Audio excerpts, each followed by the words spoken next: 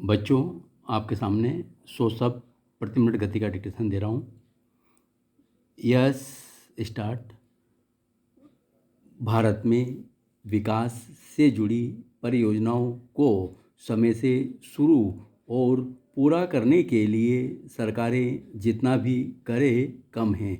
इसी रोशनी में राष्ट्रीय राजमार्ग परियोजनाओं में होने वाली अनावश्यक देरी की रोकथाम के लिए जो नीतिगत बदलाव किए गए हैं उनका हर तरह से स्वागत होना चाहिए। पहले इन परियोजनाओं में किसी भी बदलाव के लिए सैद्धांतिक मंजूरी लेने में ही महीनों लग जाते थे लेकिन अब यह तय कर दिया गया है कि सैद्धांतिक मंजूरी रिपोर्ट अधिकतम 6 महीने में सौंपनी पड़ेगी।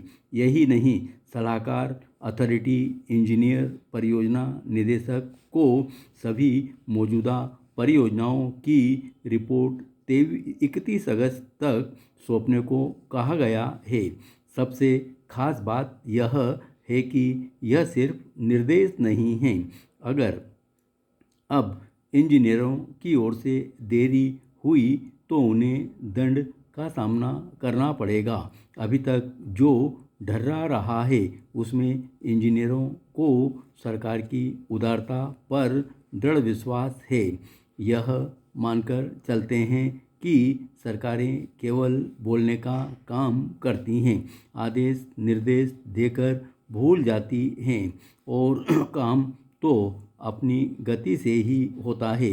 यही शर्मनाक सोच है जिसकी वजह से भारत में शायद ही कोई ऐसी परियोजना होगी जो समय पर पूरी हुई होगी। अगर भारतीय राष्ट्रीय राजमार्ग प्राधिकरण ने तय कर लिया है कि अब सड़क परियोजनाओं को हर हाल में समय पर पूरा करना है तो इससे बेहतर कुछ नहीं हो सकता। कोई शक नहीं कि पिछले 2 दशक में भारत में सड़कों की स्थिति में बहुत सुधार हुआ है। सड़क मार्ग से परिवहन सुगम हुआ है, लेकिन अभी बहुत कुछ करने की गुंजाइश है। क्या हम 5 साल की परियोजना को 5 साल से पहले पूरी नहीं कर सकते? क्या हमारे इंजीनियर मेहनती नहीं हैं? क्या उनमें समय पर काम को अंजाम देने की प्रतिभा नहीं है?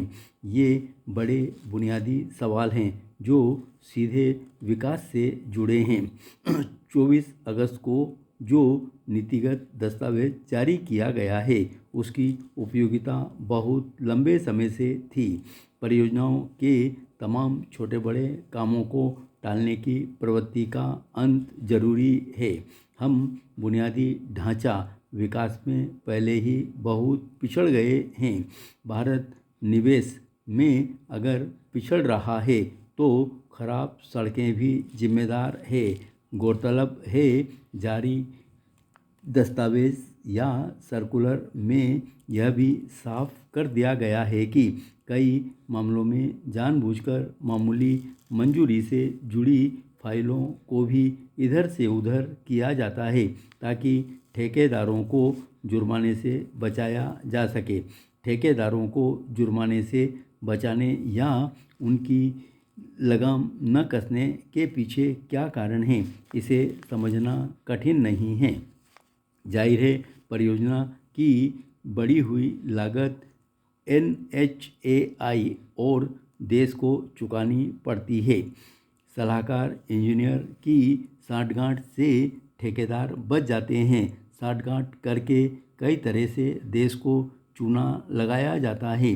अब यह बहुत ज़रूरी है कि भारत में सड़क परियोजना में होने वाली देरी के लिए जिम्मेदारी तय हो और देरी करने वाले को दंडित किया जाए। ठीक इसी तरह अन्य तरह की विकास परियोजनाओं के लिए भी नीतिगत दस्तावेज जारी होने चाहिए और कोशिश करनी चाहिए कि तमाम परियोजनाएं समय पर पूरी हों।